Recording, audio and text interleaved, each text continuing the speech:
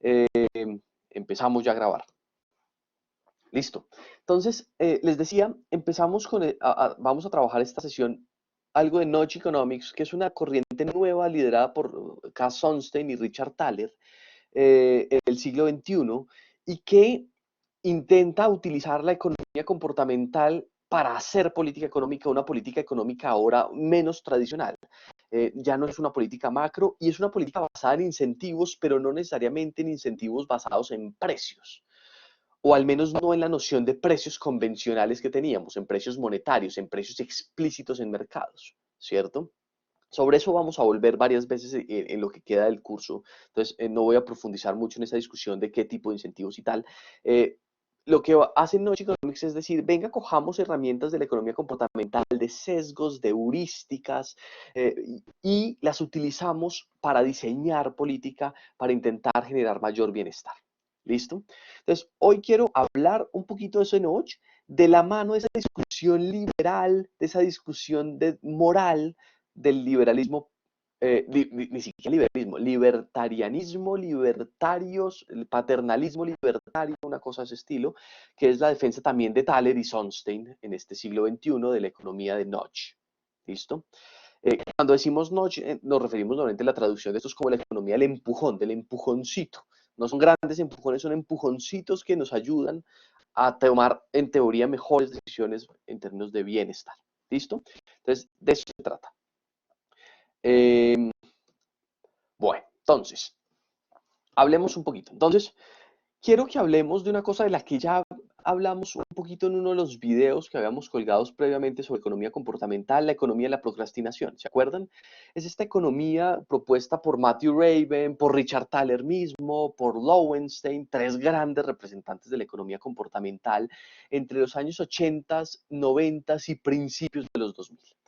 Lo que ellos encuentran es que los agentes económicos somos típicamente miopes, es decir, solemos darle muy bajo peso a las decisiones futuras, solemos darle mucha prioridad al presente y solemos, como en consecuencia a eso, planear mal nuestras decisiones, ¿cierto? Pensar mal en términos del futuro. ¿Mm? Entonces, y quiero que hablemos rápidamente de un caso particular que es el ahorro. ¿Cierto? Entonces, según la economía de la procrastinación, los agentes terminamos ahorrando menos de lo que quisiéramos. Entonces, yo les hago una pregunta aquí rápida y que voy a trasladar a una encuesta aquí rápidamente en Collaborate, ¿cierto? Entonces, ya se las mando.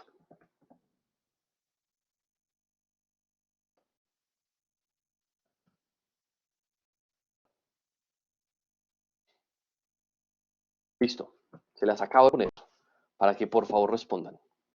Y de paso ahí vamos viendo quiénes están pendientes, conectados.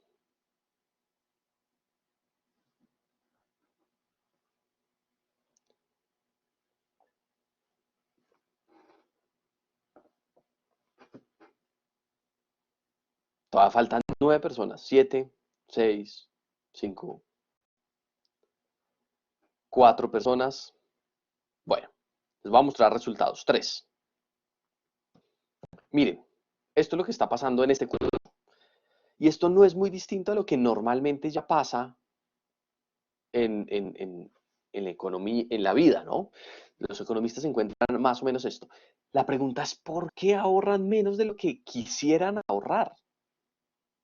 ¿No? Esa pregunta es relevante. Voy a esconder brevemente las respuestas y volvemos a la presentación.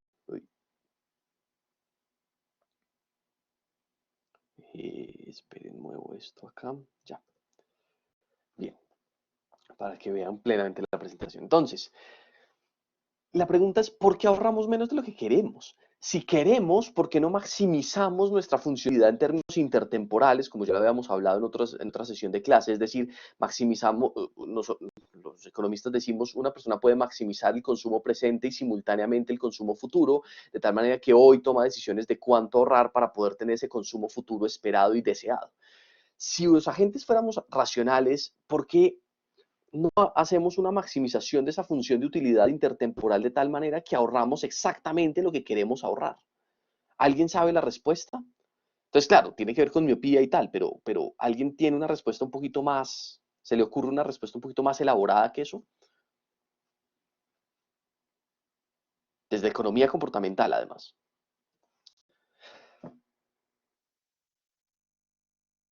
Por el momento, mientras piensan esa respuesta más elaborada, dice entonces en textos, en chats, eh, dice Santiago, porque el consumo inmediato brinda mucha más utilidad que el consumo futuro. ¿Por qué brinda más utilidad que el consumo futuro? Y Juan Sebastián dice, depende de los contextos. ¿En qué sentido depende de los contextos? Si pueden activar el micrófono mejor, si no, intenten pues, ampliarnos un poquito esas intervenciones allí en el chat. ¿Listo?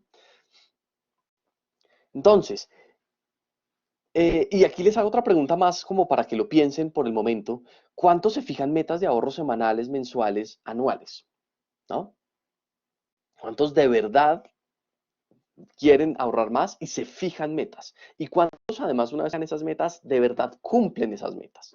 Por lo que pareciera en la respuesta que hicimos de la encuesta, eh, no pareciera que muchos de verdad lo lograran cumplir. La respuesta efectivamente de economía comportamental está asociada un poco a lo que sugiere Santiago. Em, Entonces, la economía comportamental lo que nos dice es que en general no somos consistentes intertemporalmente. Esa es la respuesta, digamos, la respuesta como más elaborada en términos de behavioral economics. Lo que hacemos siempre es, acuérdese, ya lo habíamos dibujado aquí una vez en clase, en una sesión de estas sincrónicas, lo que hacemos es traer consumo futuro a valor presente. ¿No? Entonces eso lo hacemos, ustedes ya están viendo, la mayoría creo, estos cursos de contabilidad y finanzas, entonces saben cómo hacerlo fácilmente. Cogemos el consumo en T más 1, por ejemplo, para traerlo a valor presente lo que hacemos es dividirlo por 1 más una tasa de descuento elevado a un factor que corresponda al periodo en el que estaríamos consumiendo en el futuro. Entonces en este es el T más 1, donde T es hoy, entonces más en un solo periodo, entonces elevado solo a la 1. ¿Listo? ¿Sí me están siguiendo ahí, más o menos? Listo. Entonces, al traerlo, esa tasa de descuento intertemporal puede ser una tasa de descuento consistente que nos permita tener unas decisiones lógicas, maximizadoras, insisto, y consistentes a lo largo de diferentes periodos de tiempo. Los economistas en la teoría de elección racional tradicional siempre hicieron ese supuesto, que la gente efectivamente toma decisiones intertemporales consistentes, que esa tasa de descuento se mantiene a lo largo del tiempo. ¿Mm? Entonces, Matthew Raven, Lowenstein, Thaler, se pusieron a hacer experimentos sobre estas vainas, a intentar probar cómo se comporta esa tasa de descuento intertemporal en la vida real, no en la teoría ya, a intentar probar esa teoría de elección racional, ¿no? Y Matthew Raven hace más o menos el siguiente ejercicio. Imagínense que yo en este momento les digo, imagínense que este fuera principios de semestre, y les digo, mire, vamos a hacer un examen de aquí al 30 de agosto. Ustedes pueden escoger si lo quieren hacer en realidad el 29 o el 30 de agosto. Ese va a ser el examen de historia del pensamiento o el examen de alguna cosa de la Facultad de Economía. ¿Listo? 29 o 30.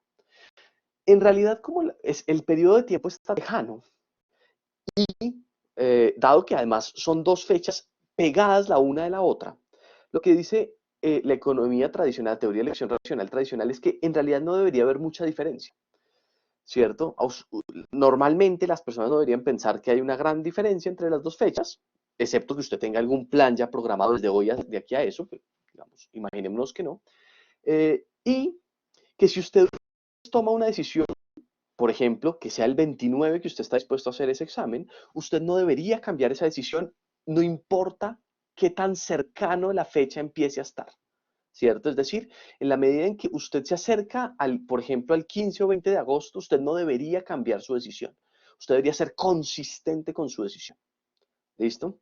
Los economistas modelizamos eso, esa decisión consistente intertemporalmente a partir de una cosa que es una tasa de descuento exponencial. ¿Listo? Entonces, en el proceso de Max U, donde sujeto a restricciones, donde la U depende del consumo de hoy y el consumo futuro, lo que pensamos es que traemos ese consumo futuro a valor presente con una tasa de descuento intertemporal exponencial. Y eso nos da esa consistencia en el tiempo. Entonces, listo. Matthew Raven y compañía, les decía, se pusieron a hacer ese experimento. Le dijeron a la gente, listo, hoy díganos, de aquí a tantos meses, usted, ¿cuándo preferiría hacer, por ejemplo, un examen? Él lo hace en sus cursos, ¿no? El 28 o el 30 de agosto. La gente decía, muchas respondían el 29, les parecía indiferente, 29, 30, escogían 29, listo, como para salir de eso más rápido, dice él. Pero después, más adelante en el semestre, les hacía otra vez la pregunta, cuando se estaba cerca del 20 de agosto, bueno, ¿cuándo hacemos el examen? Y la respuesta sistemática es que la gente prefería el examen el 30 de agosto y cambiaba su decisión original. ¿Listo?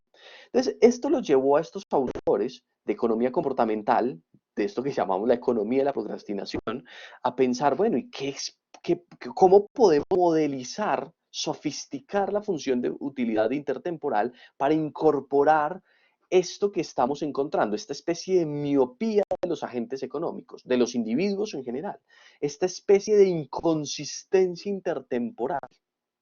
¿Mm? Y la respuesta va a ser con tasas de descuento hiperbólicas. Entonces, la respuesta técnica es una cosa de ese estilo. Cambiamos nuestra tasa de descuento exponencial por una hiperbólica y esa hiperbólica ya nos permite entender esa inconsistencia. Pero el hecho de que esa función tenga esa tasa de descuento hiperbólica significa que tenemos un sesgo a favor del presente, exactamente en la misma línea de lo que decía Santiago en el chat, ¿cierto? O lo que está diciendo también, lo que decía hace unos minutos Daniel. ¿Listo? Entonces, esa sería la forma de entender ese problema. Ahora, entonces, esto nos deja una situación clara. Si somos inconsistentes intertemporalmente, lo somos en muchas dimensiones. Con el examen, lo somos con el consumo, lo somos con muchas cosas. Y dado que somos inconsistentes con el consumo, somos inconsistentes con el ahorro. Y en consecuencia terminamos ahorrando mucho menos de lo que quisiéramos. ¿Sí? Entonces, toda esta inconsistencia, esta miopía tal, nos produce bajo ahorro. ¿Mm? Muy bien. Y esto nos lleva al siguiente problema. Entonces, ¿cómo intentar aumentar el bienestar? Los economistas normalmente han dicho, cuando ahorramos más, ¿cierto? Entonces tenemos en el futuro mayor nivel de bienestar. Por eso hemos diseñado cosas como el sistema de ahorros pensionales obligatorios. ¿Listo? Como para decir, en el futuro no queremos tener problemas de consumo, entonces ahorra desde ya, porque eso le genera bienestar en el futuro. Entonces, obliguémoslos a ahorrar. Pero ¿qué pasa si no queremos obligarlos a ahorrar? ¿Qué pasa si queremos diseñar un sistema de incentivos donde de alguna manera usted siga teniendo algún grado de decisión voluntaria de cuánto ahorrar? ¿No? En el sistema obligatorio de pensiones usted no toma esa decisión de manera voluntaria, es obligatorio. ¿Listo? Justamente hay un porcentaje de su salario que necesariamente va destinado a un fondo que usted no puede retirar sino hasta ciertos años o a cierta cantidad de semanas de contribuciones. ¿Listo? Entonces, imagínese un economista que le dijera, bueno, ¿qué pasa si somos capaces de diseñar un sistema voluntario que nos ayude a ahorrar más? De eso se trata entonces Notch Economics, de intentar usar sesgos cognitivos y heurísticas para compensar otros sesgos cognitivos y heurísticas que reducen nuestro bienestar. Entonces, diseñamos estas políticas para compensar esos otros problemas y a partir de eso intentar generarnos mayor bienestar en alguna dimensión. De eso se trata Notch. ¿Listo? Entonces, ahora la pregunta, bien, ¿cómo vamos a impulsar el ahorro desde Notch? ¿A alguien se le ocurre alguna opción? ¿Como algún tipo de política de Notch Economics donde utilicemos sesgos cognitivos y heurísticas de las personas para intentar compensar este sesgo cognitivo de la procrastinación?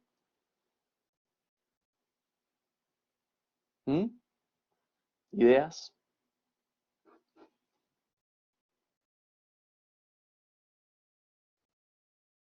¿No se les ocurre ninguna política? Pero Juan Manuel nos dice que atraer el futuro al presente, pero ¿cómo?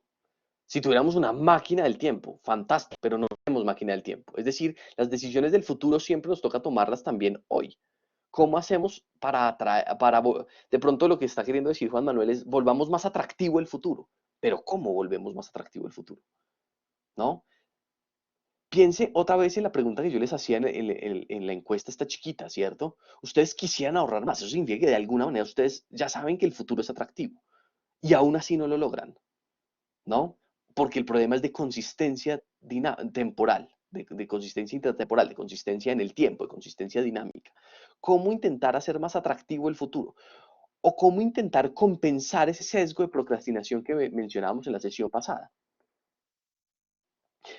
Pero ¿qué significa aumentar el bienestar presente? Si le doy mucho peso al bienestar presente, dice David en el chat, ¿cierto? Si le doy mucho peso al bienestar presente, agravo el problema de la procrastinación, ¿o no? Agravo el problema de miopía, volviéndolo más tangible el futuro, pero ¿cómo hacer eso? ¿Cómo se les ocurre? Una forma concreta. Imagínense que ustedes en este momento están pensando tal cual en el Comité de Política Social y Económica del país, en el COMPES, en el DNP, una política concreta para impulsar ahorro que no sea ya solo la política que teníamos de ahorro obligatorio. ¿Listo? Entonces, Juan Manuel levantó la mano. Por favor, cuéntenos. Y yo estoy aquí mientras usted nos cuenta, vamos discutiendo y conversando. Y ya miramos también el resto de participaciones. Sí, señor, pues estaba pensando en... ¿Ahí se escucha bien? Sí, lo escucho perfecto. Listo.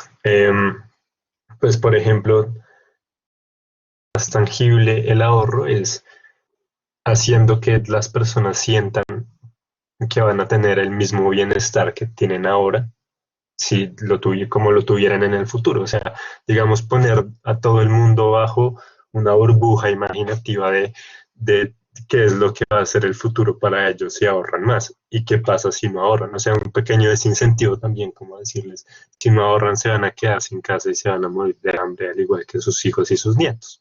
Entonces, digamos, en cambio, si ahorran, pueden tener más adelante un carro, comprarse una finca. Entonces, como encerrar a la gente en una burbuja imaginativa de decirles, efectivamente, todo lo que usted no ha podido tener en el presente y en el pasado lo podrá tener en el futuro si ahorra. Ok, entonces Juan Manuel, ya leo las respuestas de Nelly y Santiago, pero Juan Manuel propone eh, que el problema lo resolvamos a partir de educación un poco, ¿no? Estas burbujas imaginativas es básicamente un programa educativo en el cual yo de alguna manera le muestra a la gente las consecuencias de no ahorrar, ¿no? Como lo que llamaría Smith esta educación cívica, ¿no? Esta educación basada en la comprensión de cómo funciona una sociedad, la comprensión de cómo funciona la economía y la comprensión del rol fundamental del ahorro en esa economía, ¿no? Como la discusión que Smith mismo planteaba en el libro 2 de la riqueza de las naciones. Algo de ese estilo, como el ahorro es esencial para la acumulación de capital y la acumulación de capital es fundamental para el crecimiento económico. Ese es el mensaje. Y podemos no solo dar el mensaje en educación cívica pensando en la sociedad en su conjunto, sino el mensaje de Juan Manuel es además vaya y cuente a la gente qué le va a pasar a esas personas si no ahorran. Listo.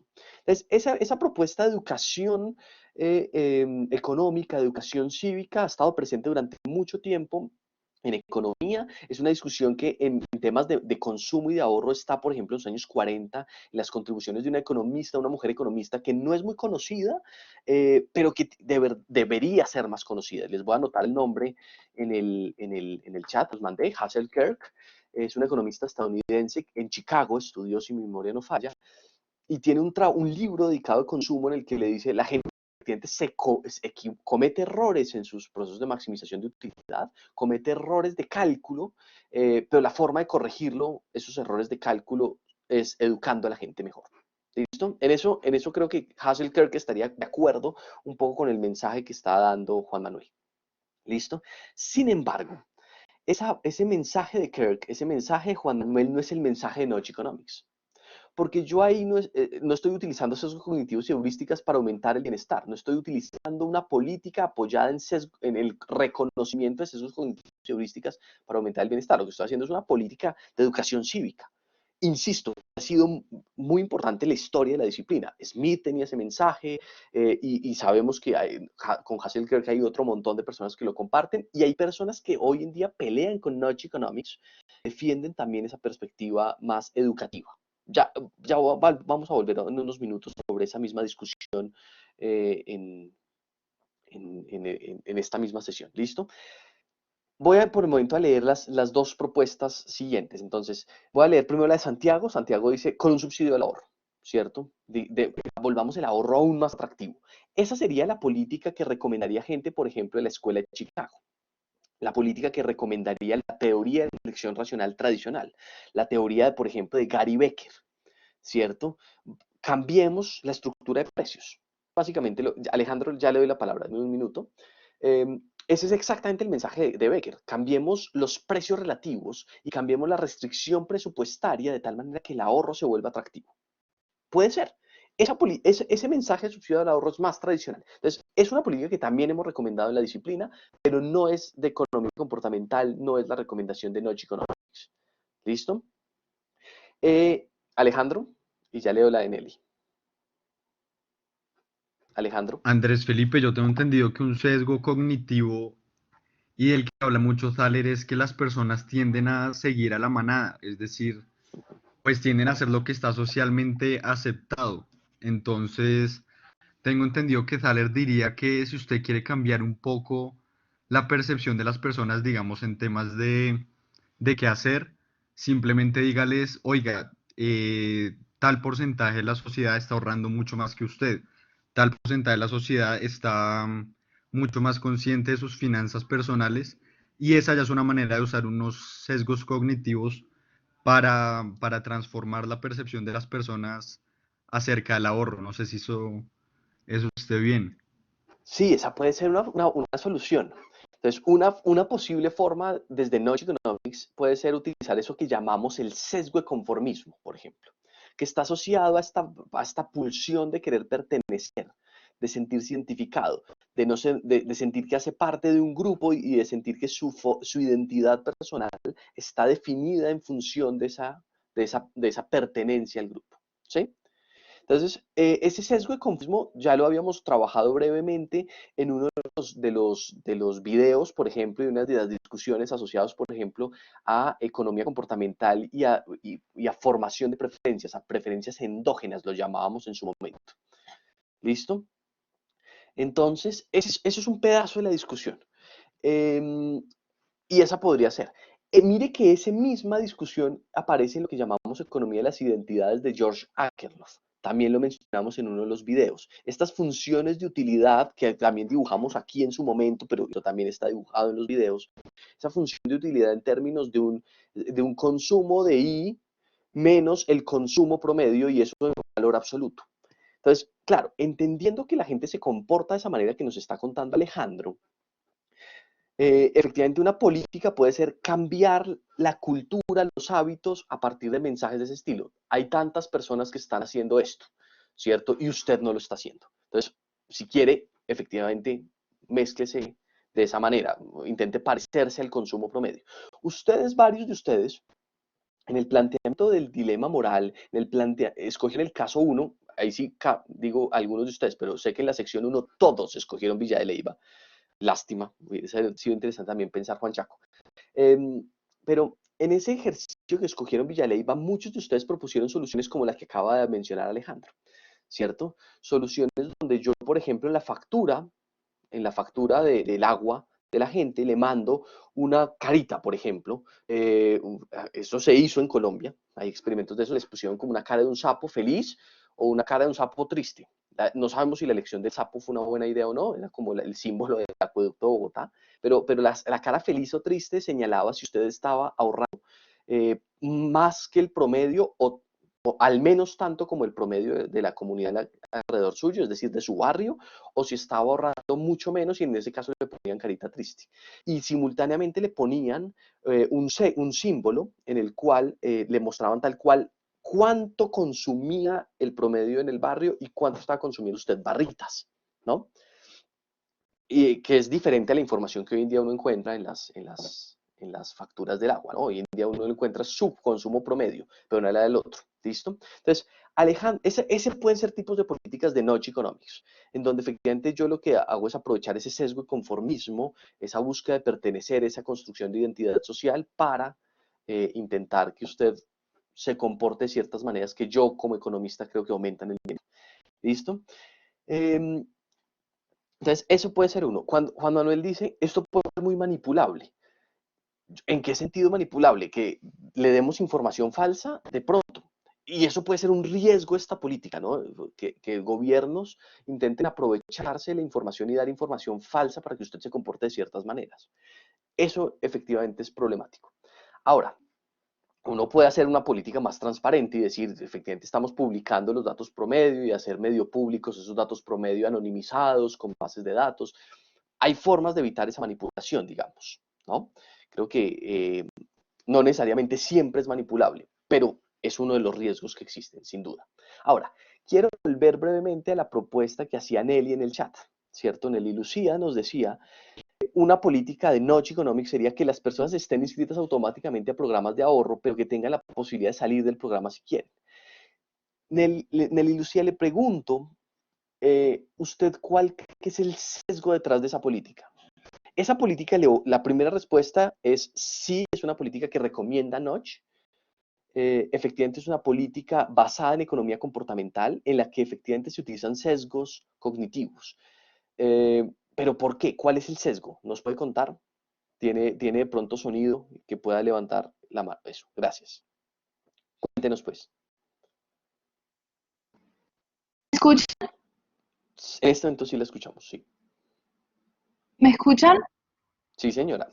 Bueno, yo creo que es porque muchas veces las personas se proponen ahorrar, pero digamos no toman la decisión o la iniciativa de hacerlo. Entonces, al hacer una política en la que las personas automáticamente estén inscritas en un programa de ahorro, o sea, digamos, eso es como lo que está predeterminado. Entonces, las personas no van a tener que tomar la decisión de empezar a ahorrar, sino que ya la decisión está tomada y, digamos, en el caso en el que no quieran ahorrar, así que, o sea, no es obligatorio, o sea, en el que no quieran ahorrar, pues pueden tomar la decisión de salir, pero pues lo que tengo entendido es que en muy pocos casos las personas toman la decisión de salir del programa, sino que como la decisión ya está tomada por ellos, pues es más cómodo quedarse ahí y por ende van a decidir ahorrar, pues continuar con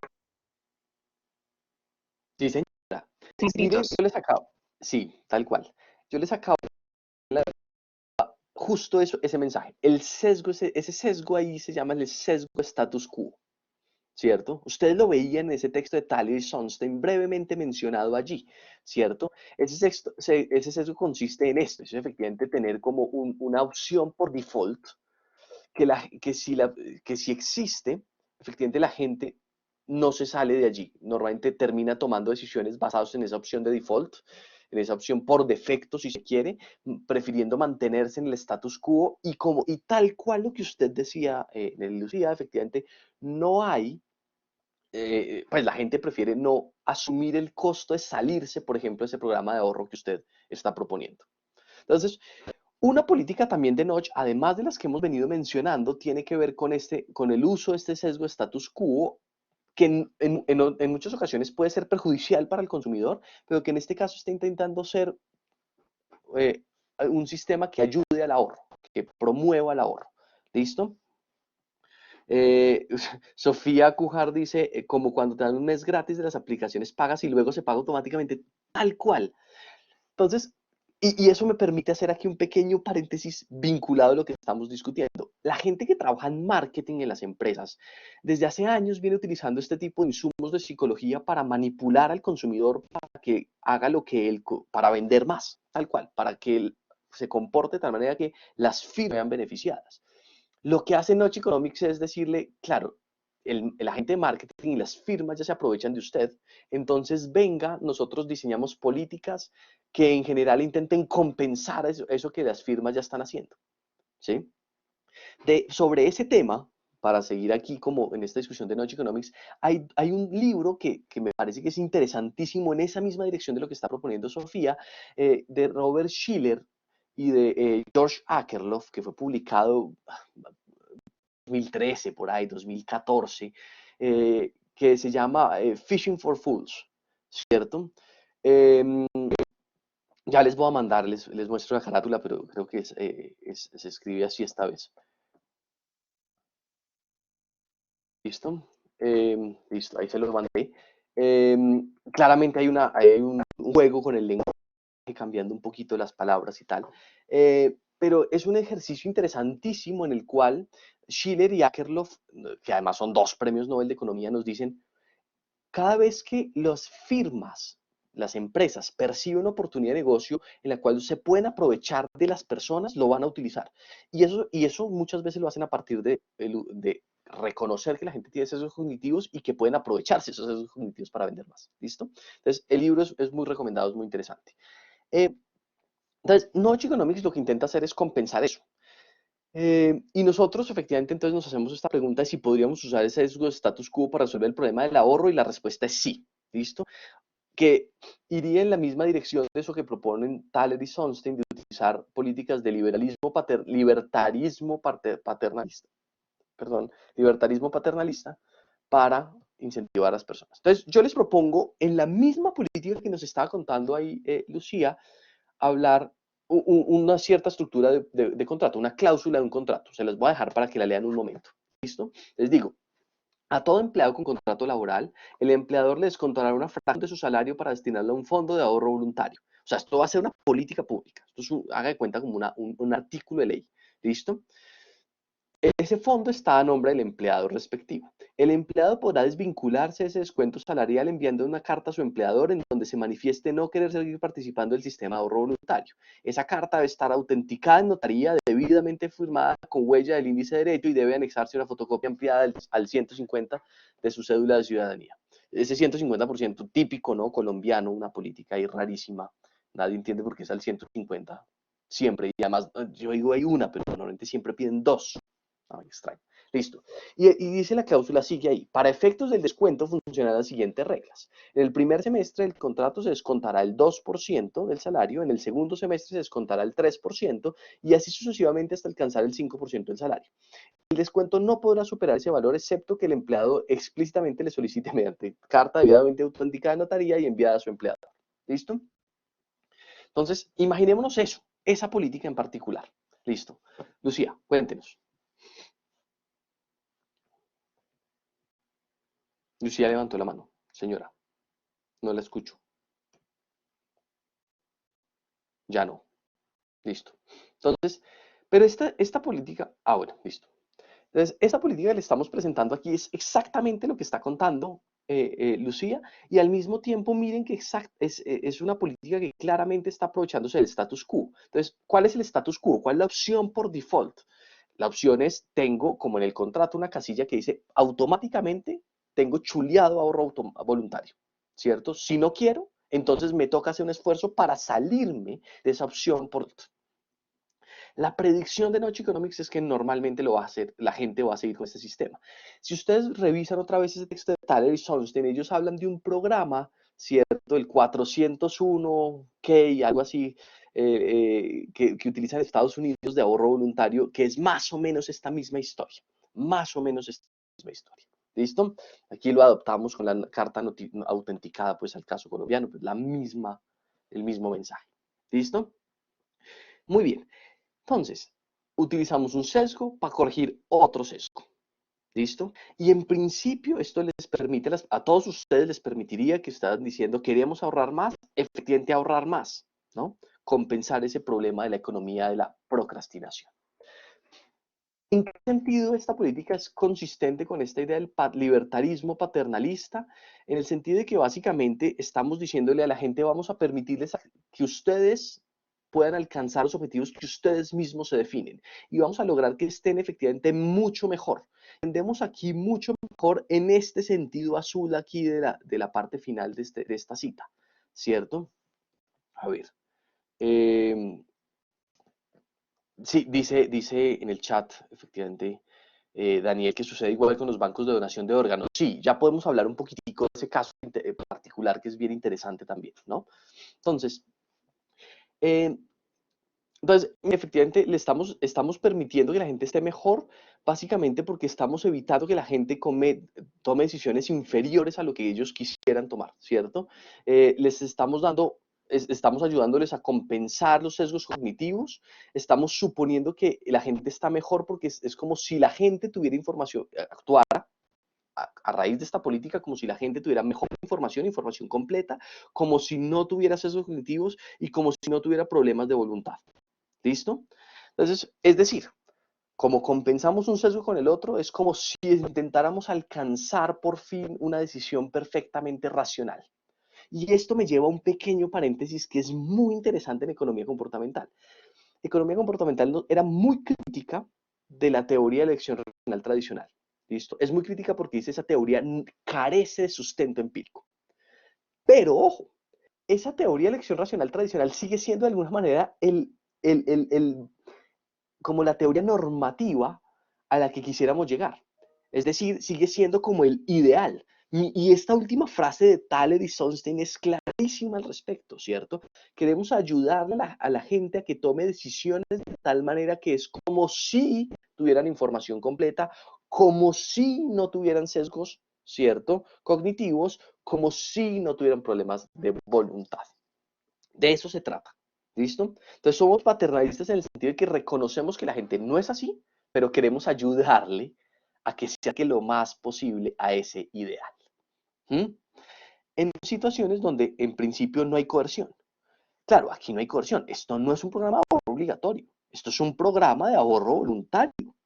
Cada quien puede desvincularse cuando quiera, incluso puede vincularse en el momento mismo en que firma el contrato. Si en ese momento se da cuenta de esta cláusula, lee la cláusula y no, imagínense que la gente leyera las cláusulas de sus contratos completas, ¿no? Efectivamente puede sentarse a llenar una carta y hacer el procedimiento, inmediatamente ir a la notaría y volver 1 o 2 horas después y decir, no me descuente nunca nada, ¿no? Entonces, no hay coerción y efectivamente estamos haciendo esto. Estamos intentando hacer que la gente esté en principio mejor. Es paternalista en el sentido de que efectivamente estamos ayudando a la gente a alcanzar aquellos objetivos que estas mismas personas se definen. ¿Listo? O al menos esa es la visión de tal. Veremos sobre el tema.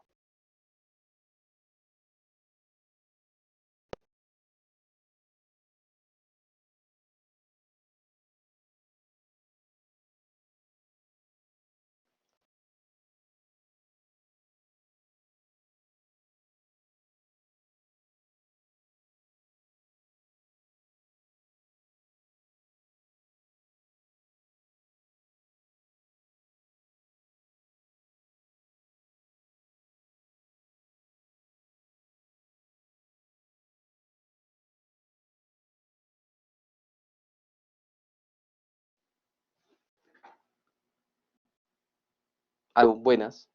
¿Me escuchan? Levanten la mano, por favor, si me escuchan.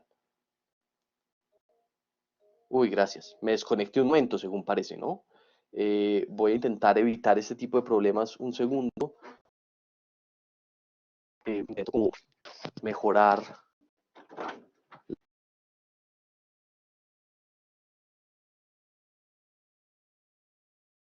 la conexión.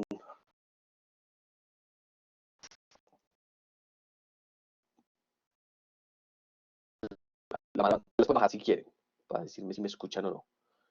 Y si el que deje la mano levantada es de pronto porque le interesa como que sigamos hablando de esto. Listo. Entonces,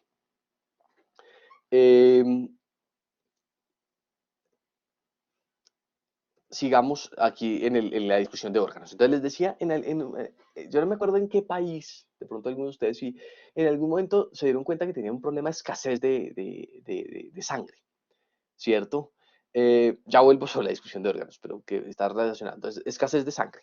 Entonces, una política recomendada por los economistas era, venga, hagamos una solución típica de elección racional. Si la gente está donando poca sangre, démosles incentivos a que donen más. Hagamos lo que nos sugería, por ejemplo, parecido ahorita a lo de Santiago, demos un subsidio. Démosle plata a la gente que dona sangre. Y se dieron cuenta que, contrario a lo que la teoría tradicional predeciría, en realidad eso no ayudó a recoger más, recoger más sangre, ¿no? De hecho, por el contrario, tuvo el efecto negativo de que hubo una reducción en la gente que donaba sangre, ¿no? Entonces, la pregunta es ¿por qué? Y la respuesta tiene que ver con algo que la economía comportamental ha venido comprendiendo, ¿no? Que la gente otra vez es guiada por más que sus motivaciones de consumo, ingreso absoluto, más que egoístas, tienen preferencias prosociales, su función de utilidad también está definida en términos de valores y demás. Lo que Sofía llama motivaciones intrínsecas. Por ejemplo, yo quería donar más sangre sencillamente porque la donación de sangre me parecía valiosa, me parecía un aporte a la sociedad, una forma de ayudar, de ser recíproco, una forma de altruismo, o sencillamente porque yo consideraba que era mi deber ayudar a mis congéneres a vivir, a sobrevivir, ¿cierto? En situaciones de necesidades médicas. Entonces, cuando se monetiza la donación de sangre, ¿no? Se cambia el tipo de motivación. Y ese cambio de tipo puede llevar a que desincentive la donación por esos motivos altruistas intrínsecos prosociales que teníamos antes. En consecuencia, se donó menos sangre. Entonces, no necesariamente siempre incentivo monetario es mejor. Era un poco el mensaje de la economía comportamental. ¿Listo? En donación de órganos podría pasar algo similar. Entonces, de pronto el subsidio monetario de la donación de órganos, como una cláusula en el seguro de vida, de pronto no es la mejor opción. Puede ser más bien una cosa de, como se utiliza en muchos países, más bien yo pongo la donación de órganos por default. Y le digo, si usted no quiere donar órganos cuando se muera, envíe una carta al Ministerio de Salud o a su EPS diciendo explícitamente que usted no lo quiere hacer, ¿no? En principio no hay coerción, nadie está obligado a donar órganos, pero la gente lo va a hacer porque es la opción del status quo, ¿sí? Y con sangre podríamos haber hecho algo similar, es como todas las veces va a pasar un médico por las oficinas del empleado en tales días a recoger sangre. Si usted tiene que no quiere, pero si no, por default va a llegar a su oficina y usted va a tener que estirar el brazo, pues. Una cosa de ese estilo. Usted ahí mismo le puede decir, no, no quiero, y entonces el tipo se va, pero por default esa persona llega a su oficina y eso puede ayudar a que la gente, insisto, done. Uno podría diseñar muchos mecanismos de ese estilo. Bien, no quiero como extenderme excesivamente aquí porque quiero que en lo que sigue de esta sesión nos concentremos en este pedacito que es lo que me interesa. Volvamos a la política de ahorro voluntario que acabamos de diseñar, a esa cláusula de libertarismo paternalista. ¿Listo? Entonces, ¿qué dilemas morales puede haber detrás? Intentemos pensar cuál puede ser el dilema, ¿cierto? Yo creo que es relativamente fácil imaginarnos quiénes se verían beneficiados de esta política, ¿no? Pero quiero que igual lo digamos, que lo volvamos explícito y público. Entonces, los primeros serían como ustedes, los que dijeron que iremos a ahorrar más, pero no lo estamos logrando. Por el sesgo de procrastinación, ¿no? Cosas de ese estilo. ¿Se les ocurre a alguien más que se pueda haber beneficiado por estas políticas? ¿Por esta política en particular?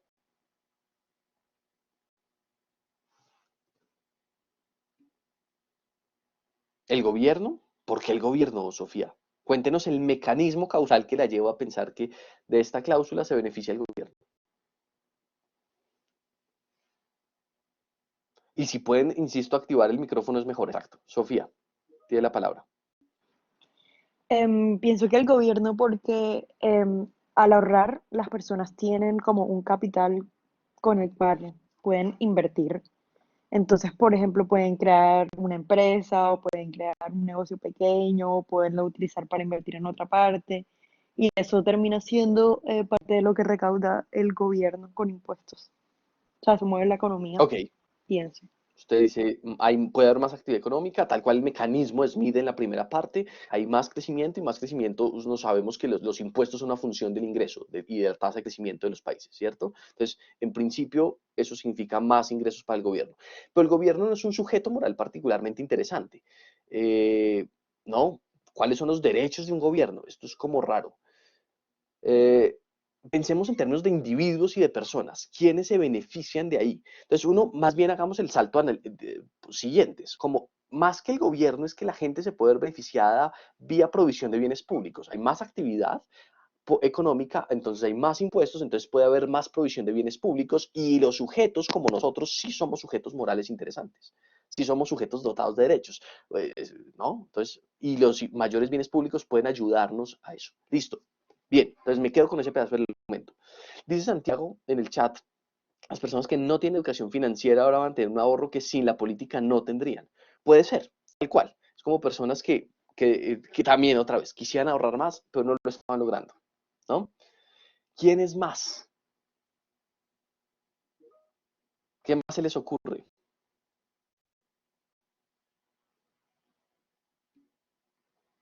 Las familias, sí, de acuerdo. Otra vez, los ciudadanos, vía el mecanismo que usted contaba, gobierno, pero también los individuos, básicamente porque los hijos pueden recibir más educación, por ejemplo, ¿cierto? Los sistemas nacionales privados y públicos, sí, porque reciben más ahorros. Y por ese mecanismo que cuenta Juan Manuel, uno podría pensar, como hay más ahorro, puede haber menor tasa de interés. Puede bajar la tasa de interés, ¿no? Hay más cantidad de bienes prestables, de fondos prestables. Piensa en un mercado donde el bien son fondos prestables. Entonces, por un lado yo tengo la inversión, que sería el equivalente a la demanda de fondos prestables, por el otro lado tengo el ahorro, que es el equivalente a la oferta de bienes prestables. Y yo digo que eso es que bienes prestables, de fondos prestables. Y lo que digo es que el precio de los fondos prestables es la tasa de interés. Mayor oferta, piense otra vez en la tijera marshalliana, desplazo la curva de oferta a la derecha, por lo tanto tengo menor precio, en este caso tengo menores tasas de interés. Y esto puede entonces dinamizar la inversión, ¿no? Puede ayudar a que los hogares tengan menores tasas de interés para consumo, ¿cierto? Si consumen vía crédito. Sofía levantó la mano, entonces tiene la palabra, o ya no. Sí, esto no también ayudaría a controlar la inflación. Hmm. No, no es muy claro. ¿Cuál es el mecanismo que está pensando ahí? O sea, si las personas están ahorrando y están gastando menos, no, tal vez tengo el concepto mal, no sé, pero no sé, no significa, o sea, si las personas gastan menos, tienen más el dinero guardado, no se regula la inflación. Pero no necesariamente porque mire que aunque hay menor consumo, también puede haber más inversión. Entonces, la demanda agregada no necesariamente es menor, ¿ve? ¿Sí? Y eso es importante, porque la inflación depende en general de la demanda agregada a la economía, de la demanda interna, que no es solo consumo. Entonces, es cierto que la gente consume menos, pero hay más inversión. Entonces, los precios pueden estar aumentando, por ejemplo, vía precios de los insumos de las mercancías. ¿Sí? Entonces, no, el mecanismo de inflación no me parece ahí muy claro. Bueno, listo, pero beneficios, listo, quedan claros. Y un poco hay un beneficio allí que va en la misma dirección que estaban diciendo, y es, le permitimos a la gente llevar la vida que quisiera vivir, pero que no está logrando, insisto, por su información, sesgos cognitivos, falta de voluntad. ¿Sí? Entonces, es importante tener eso en cuenta. La gente tiene una noción de lo que es el buen vivir, y esa noción del buen vivir va vinculado al ahorro, lo que pasa es que no lo estaban logrando hacer. Entonces, ahí queda satisfecho. Ahora, ¿quiénes se ven perjudicados? Y mientras lo piensan, piense que esos beneficios estamos pensando, hablamos mucho en términos monetarios, pero mire que esa última discusión de bienestar es un problema de capacidades, un poco en la discusión de Amartya Sen, de tal, les estamos dando más capacidades a ciertas personas que tienen una forma de ver el mundo donde el ahorro es importante, pero que no lo están logrando. Es decir, hay unas mayores libertades que los hogares tienen que antes no tenían. Y también tenemos ampliación de libertades y de derechos vía provisión de bienes públicos. ¿Sí? Entonces, la discusión no es solo en términos de monetarios, no solo del bienestar material, también tiene una implicación sobre derechos y libertades que es relevante. Listo. Los perjudicados dicen los bancos. ¿Por qué, Juan Sebastián? Señor, tiene la palabra. Juan Sebastián, no lo escuchamos. De pronto, mira si el micrófono está activado y tal.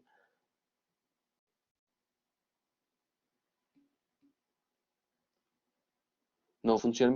Acuérdese que nosotros tenemos unas Ahora, instrucciones donde ahora sí les funciona, Juan Sebastián. ok. Listo. Pues por lo que decías que sí los bancos tienen que bajar sus tasas de intereses para que los, los individuos consigan sus préstamos. O sea, la única sería primero bajar las tasas de interés o si yo como individuo ahorro, entonces pues no voy a tener la necesidad de meterme en un préstamo bancario que me va a cobrar intereses en el largo plazo, porque pues ya tengo mi recurso del ahorro, pues como para gastar.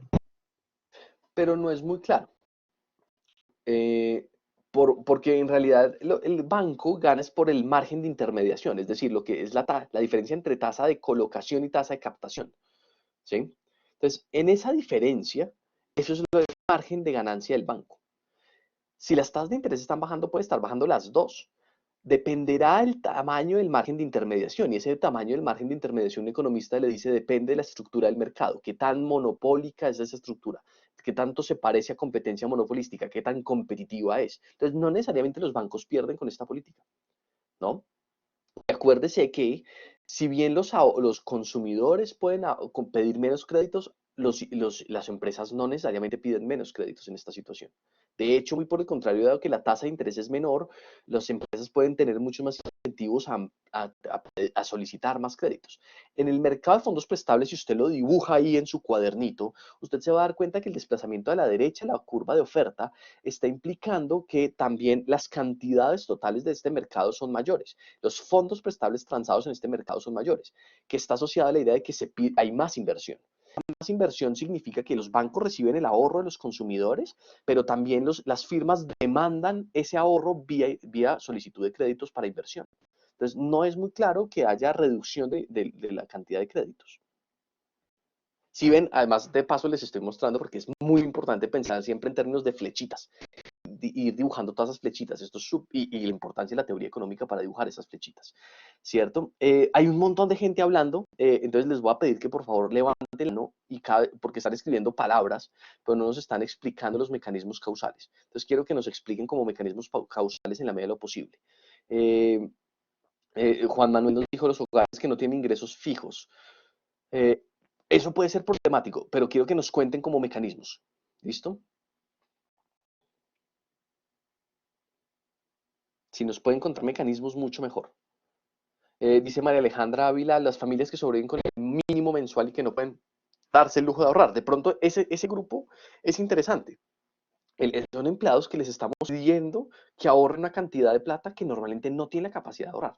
Puede ser, ¿cierto? Esa puede ser interesante, y efectivamente yo creo que el mecanismo ahí causal es relativamente claro. Si mi ingreso solo me alcanza para mi consumo, que me obliguen a dedicarle un pedazo de ahorro puede ser problemático, pero espere, porque ahí, María Alejandra, hay que matizar la cosa. Acuérdense que no estamos obligando a nadie en principio.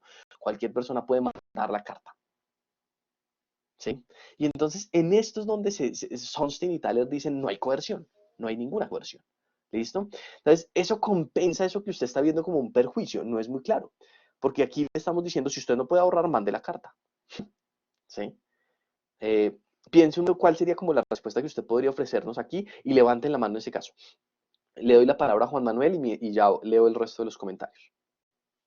Juan Manuel. Pues justamente con lo que dice María Alejandra en ese sentido, si yo tengo bajos ingresos y decido no ahorrar porque no puedo, entonces entraría otra vez, digamos, esa injusticia del mercado de que el que tenga puede ahorrar y más adelante tener un futuro próspero, y si yo no tengo con qué ahorrar porque necesito gastar en el ya, pues entonces no voy a tener la posibilidad de ahorrar y tener ese mismo futuro próximo que tiene.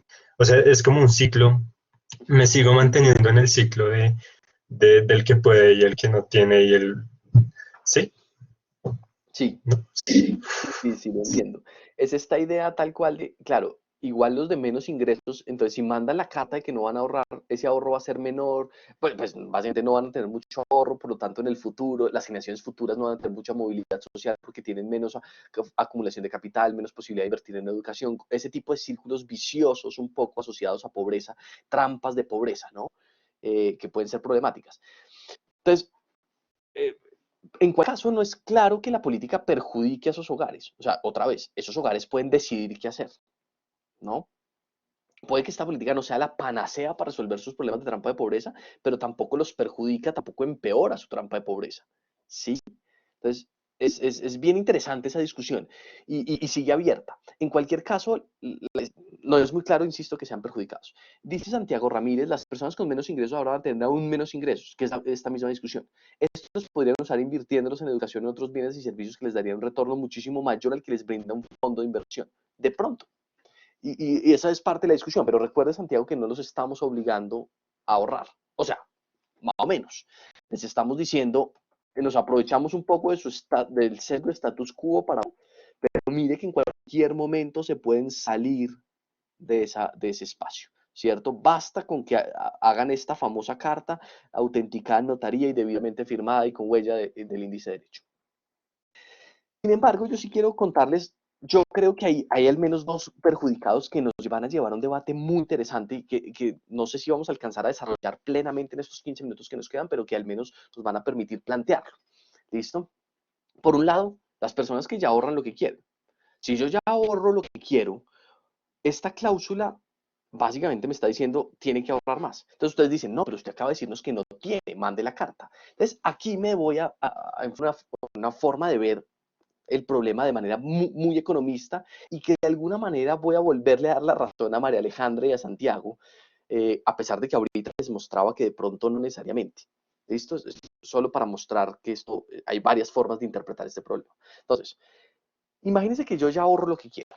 Yo ya estoy ahorrando mi 5% que ya quiero, sin necesidad de la cláusula. Como resultado de esta política, de esta nueva ley, va a haber una nueva cantidad de ahorro adicional que yo voy a estar tomando, un 5% adicional, ¿cierto? Entonces ustedes podrían decir, listo, mande la carta y ya. Pero espere, porque vuelvan a pensar en las cláusulas. Esta cláusula, lo que intentando para que funcione este fenómeno por default, lo que me está diciendo es que yo tengo que asumir un costo monetario en notaría, pero también un costo en términos de tiempo para poder salirme de este programa de ahorro voluntario de la ley, de la política, ¿no? Tengo que asumir ese costo. El hecho de que yo tenga que asumir ese costo en tiempo y ese costo monetario, ese costo lo tengo que incorporar entonces en mi función de utilidad, en las restricciones específicamente. No en la función de utilidad, en la maximización de la función, que es en el conjunto de restricciones, en la restricción presupuestaria. Eso significa que estoy dedicando tiempo y plata a decirle al Estado, no quiero hacer ciertas cosas. Ese tiempo y plata lo voy a dedicar a otras cosas. Costo de oportunidad. Eso significa que el Estado con esta cláusula me está diciendo de alguna manera que unos recursos que yo podría llevar a utilizar para mi buen vivir de una manera, ya no los puedo dedicar así, sino que tengo que dedicarlos a asumir los costos de transacción de salirme de esta política. Hay un conjunto entonces de acciones que yo quisiera hacer y que ahora ya no puedo porque tengo que asumir estos costos. ¿No es eso una pérdida de libertad? Puede que no sea una pérdida de libertad gigantesca, pero es una pérdida de libertad. Y pensando, ya le doy la palabra a Sofía, que ahí la veo con la mano levantada. No la deje de tener levantada, sígala dejando ahí, exacto. Pero volviendo entonces a la posición de María Alejandra y Santiago, a mí se me ocurre que una forma de defender la posición que ellos están diciendo es a las familias de menos ingresos les estamos diciendo tienen que asumir ese costo. Entonces, puede que una persona rica ese costo sea relativamente chiquito, marginal, igual es un costo, igual implica una pérdida de libertad chiquita, pero implica pérdida de libertad. Y simultáneamente a los hogares de menos ingresos también les estamos implicando, les estamos obligando a ir a una notaría, a gastar tiempo, a gastar plata, que implica un costo de oportunidad y que implica una menor cantidad de libertades y derechos de usar ese mismo tiempo, esa plata en otras cosas que correspondan a su buen vivir, a su propia visión del buen vivir. Entonces, todas las personas que ya ahorran lo que quieren o que en general no quieren ahorrar, ahora se ven obligadas a actuar de una cierta manera que era como ellos no querían actuar. Los estamos restringiendo. Y restricciones en la restricción presupuestaria implican restricciones en libertades, en posibles acciones. Y esa es una forma de ver económica de derechos y libertades. Y es un perjuicio. Sofía, tiene la palabra. Ok, lo que quería decir era como que a esta política se le asignaría a las personas que tienen como un salario formal, ¿verdad? Sí, en principio esto es empleado, entonces eso significa que los informales no están contemplados. Exacto, entonces a las personas que se les, eh, pues se les haría esta política serían las que tienen mínimo un salario mínimo. Entonces yo diría que Sí, esas personas que no viven en condiciones de pobreza extrema, o bueno, hay que ver también con cuántos familiares tienen, pero bueno, considerando que no están en pobreza extrema, pues creo que es más beneficiario, porque siento que una persona que, como dice Santiago, fuese a invertir en otra cosa que le daría más utilidad que este fondo de inversión, creo que esta persona ya tiene la noción de ahorro. Entonces, como que siento que sí irían a la notaría y, y pues harían esto que no quieren ahorrar de esa manera. Pues ya tienen esa noción. En cambio, las personas que no tienen la noción de ahorro, sí les beneficia más este concepto. Creo que igual la restricción de libertad, no sé, siento que es igualmente más beneficiario hacer la política. Usted está ya ofreciendo una solución al criterio. Usted está diciendo, yo podría pensar, imaginemos una cosa más como, y voy a crear un criterio, el criterio utilitarista. Entonces, usted está ya empezando a compensar ganancias, ¿sí? Lo que estoy diciendo es, incluso antes de eso, identifiquemos las pérdidas. Y claramente hay gente perjudicada.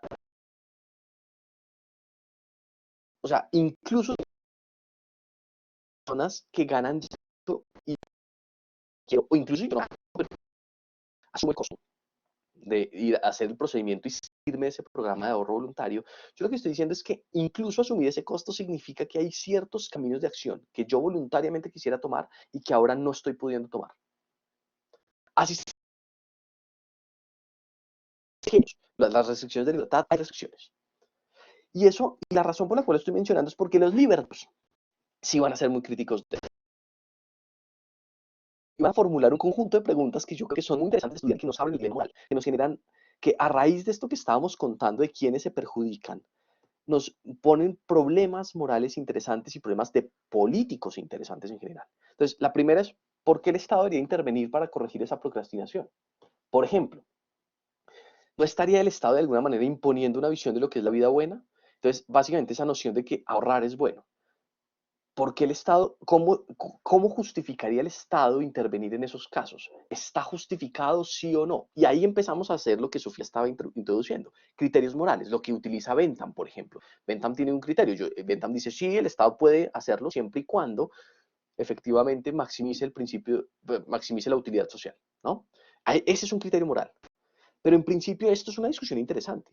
El Estado no debería intervenir en estos casos, no estaría imponiendo una visión de lo que es la vida buena. Entonces, claro, incluso si yo decido, imagínense que yo igual mm, vivo la vida en el día a día, ¿no? Carpe diem, la versión más extrema de esta vaina. Entonces yo creo que efectivamente si me gano hoy 2 pesos, me los gasto porque mañana, al fin y al cabo, quién sabe qué va a pasar, ¿no? Y esa es mi visión de la buena vida. Es una visión autónoma, ¿cierto? Determinada por mí mismo, en libertad y voluntaria, ¿no?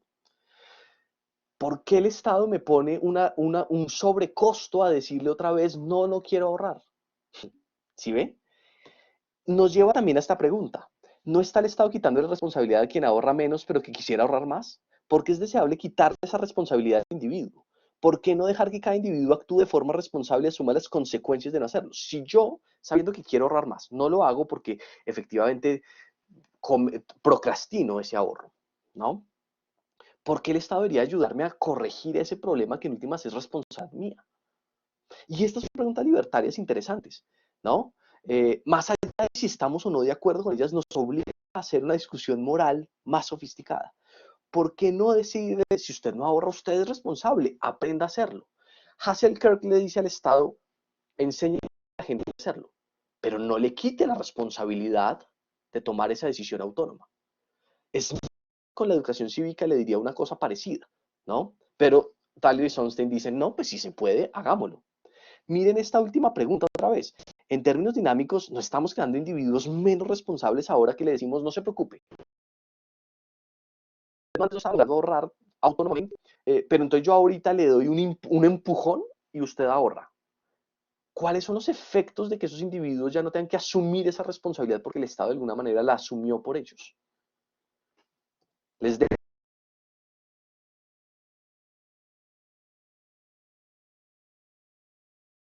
sé que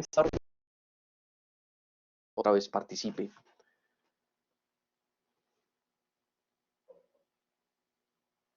Sofía. Sofía decía en el chat, el Estado ya nos impone siempre restricciones de libertad, sin duda, pero la pregunta es por qué introducir unas restricciones, esta en particular, esta adicional. Esa es la pregunta de un libertario. Mire que la pelea de Thaler y Sonstein es contra los libertarios.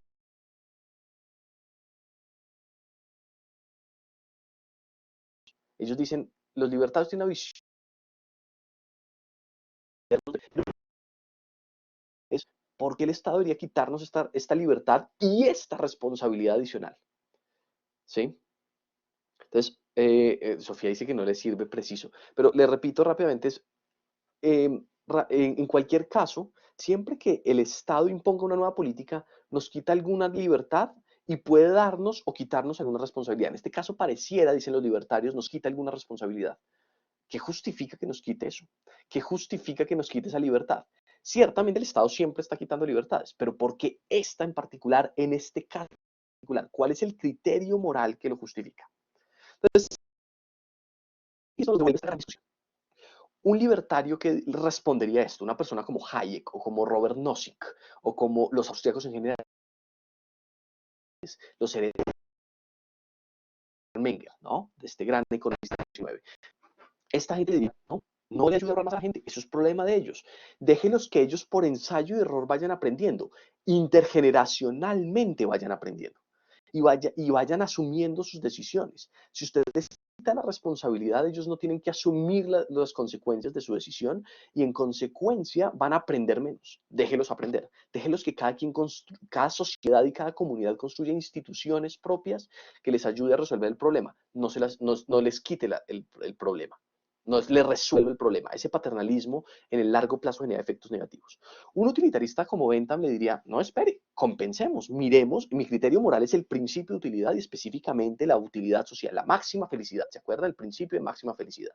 El principio de máxima felicidad es esa función S, que es una sumatoria de las funciones de utilidades individuales. Entonces, venga, miramos. Entonces, básicamente, el señor Bentham es suma y resta beneficios perjudicados con las 7 dimensiones de esos beneficios y perjuicios, de esos placeres y penas sociales, ¿no? Esas 7 dimensiones, acuérdense, eran intensidad, extensión, ya se me están olvidando, intensidad, extensión, incertidumbre, la posibilidad, ¿cómo es? El propinquity, que se me olvida cómo traducirlo, bueno, ese tipo de cosas. Haga el ejercicio, el cálculo, sume todas esas vainas, haga el felicific calculus y resuelva. Puede haber otras soluciones. Por ejemplo, piensen cuál es el criterio moral otra vez de Thaler y Sunstein. Entonces, el criterio moral de Thaler y Sunstein lo teníamos acá, ¿cierto? Esta es la posición de Thaler y Sunstein y esto es un criterio moral, tal cual. ¿Sí? Si ustedes revisan ese texto de libertad de 2003, espero que ya todos lo hayan revisado, ahí hay un criterio moral que nos ayuda a decir, bueno, ya identificamos ganancias y pérdidas, ahora venga, miramos si justificamos o no esta política. ¿Listo? Entonces, eso es un poco lo que les quería dejar. Y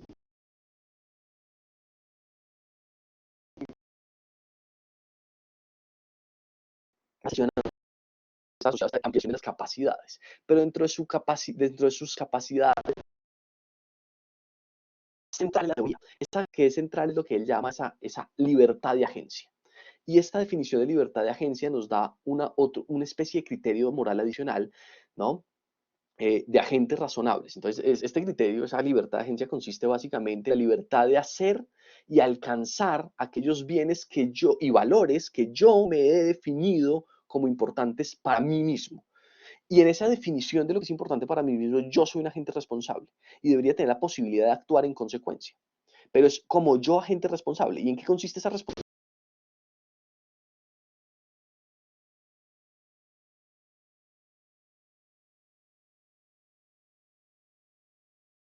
En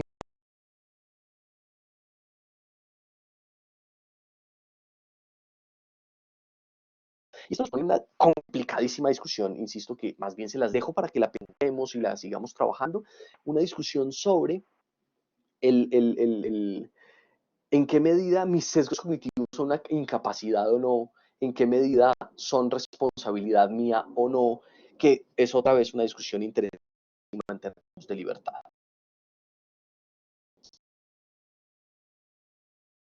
Se las dejo, yo subo esta presentación mismo, pues ya no, porque tengo la otra sesión, pero apenas acabamos nuestras secciones de historia del pensamiento, Andrés, lo hacemos.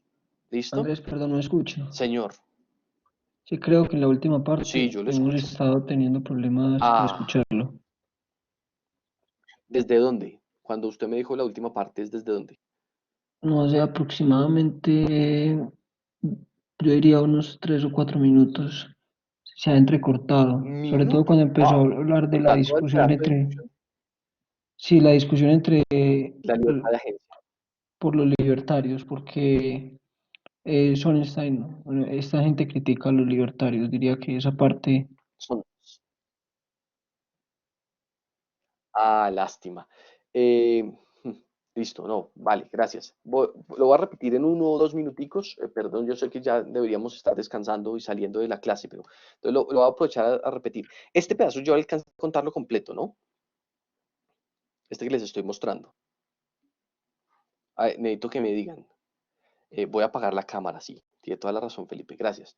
De pronto, entonces, yo les contaba esto. Los libertarios lo que le dirían es, usted debe ser responsable de sus propias decisiones, ¿no? Es importante que usted sea responsable de sus propias decisiones. Esa responsabilidad en últimas le ayuda a ir aprendiendo y a ir corrigiendo su decisión a lo largo del tiempo, y eso también implica que las personas en las sociedades en términos intergeneracionales también van aprendiendo y construyendo mejores instituciones. ¿Listo? Entonces, yo les decía, hay un criterio moral claro en el cual básicamente lo que importa es que usted mismo, usted sea libre y autónomo y el Estado no le imponga ni una forma de ver el mundo, una forma de lo que es la buena vida, y que usted en general siempre tenga la máxima libertad posible. Y después vamos a entrar más en detalle cuando hablemos de Hayek y en la parte 4 del curso en las semanas que vienen. Esta discusión va a reaparecer todo el tiempo. ¿Listo? Pero quería al final decirles, bueno, ya vimos el criterio utilitarista, hay otros criterios, y hay un personaje muy importante en esta discusión que es el señor Amartya Sen, que tiene un criterio moral, que es el criterio de acepta una política siempre y cuando la política aumente las capacidades, pero las capacidades son muchas, tienen muchas dimensiones, ¿no? Y una de esas dimensiones es lo que él llama libertad de agencia, que para él es una libertad central. ¿Listo? Eh, Esa libertad de agencia se define como la libertad de hacer y de alcanzar aquellos objetivos que yo me doy a mí mismo de manera responsable y autónoma, ¿sí? Y eso es importante porque entonces nos lleva a una discusión que está abierta y que es interesantísima. ¿Qué significa ser un agente responsable? ¿Yo soy responsable de mis sesgos cognitivos, sí o no? ¿En qué medida sí lo soy y en qué medida no lo soy? ¿Cierto? ¿En qué medida entonces yo debería resolverlos por mi cuenta y asumir las consecuencias de no hacerlo? ¿O en qué medida deberían ayudarme a resolverlos? Esa es una discusión, insisto, muy abierta. ¿En qué medida, cuando yo impongo una política como la que estamos haciendo sobre el ahorro, yo estoy quitando libertades? ¿En qué medida estoy dando ideas de los buenos objetivos finales, las buenas fines, si se quiere? ¿En qué medida estoy quitando la autonomía de los agentes por ese mecanismo? Es una discusión enorme. Es una discusión que yo no pretendo resolver aquí, pero sí pienso dejarles abierta la pregunta y mostrarles, espero intentar como de la mejor manera, haber intentado mostrar que no es obvio que los notch sean necesariamente mejores, que no es obvio necesariamente que sea la mejor política desde el punto de vista moral, y que los economistas no escapan a esa discusión moral, incluso cuando diseñamos políticas como estas de notch, que nos parecían aparentemente, ¿cierto?, basadas en el sesgo de status quo, aparentemente razonables. No hay consenso ni en filosofía política ni entre los economistas sobre si lo deberíamos hacer. Y esto hace que otra vez gente como seguidores de Hasselkirk y de esta idea de la educación estén diciéndonos recientemente, de pronto la tarea no es darles empujones, sino hacer una mejor educación sobre estos temas y decirle a la gente resuelva su propio problema. Pero la discusión está abierta, insisto, es una discusión del siglo XXI interesante, y yo espero que lo tengan presente en toda esta parte 4 que viene del curso. ¿Listo? Les agradezco mucho haber estado acá. No sé si tienen alguna pregunta en 1 minuto o algún comentario. Listo. Si no, pues les agradezco mucho.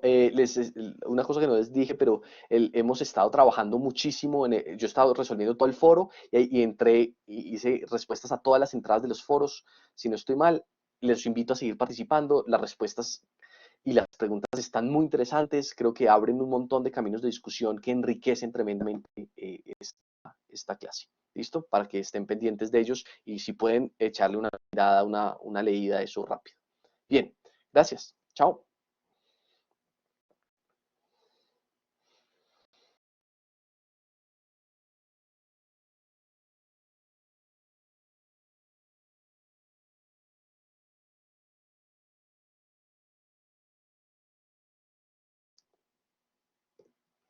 Gracias, Sofía, gracias a todos los que nos están agradeciendo. La verdad es que qué bueno que les haya gustado la clase.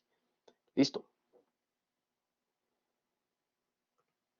Chao, chao. Voy a parar aquí de grabar en este instante.